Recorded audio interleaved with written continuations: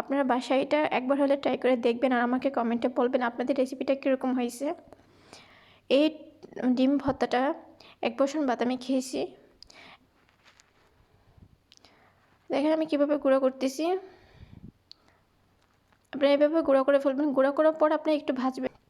আমি সবগুলো ডিম একটু করতেছি। আমি এখানে কাঁচা পেঁয়াজ, এই ভর্তাটা আমরা পাই কক্সবাজারে হোটেলে এগুলো খেয়ে থাকি। আপনারা আমাকে এখন আমি সবগুলো উপকরণ একসাথে মিশিয়ে ফেলছি। দেখেন আস্তে আস্তে ডে বাই ডে মিশিয়ে ফেলছি। এখন আমি এটার মধ্যে একটু সরিষার তেল দেব স্বাদ আসার জন্য, টেস্ট আসার জন্য। আমি একটু মাখামাখি করার পর আমি সরিষার তেলটা দেব। দেখেন আমি অল্প একটু গ্রান আসবে।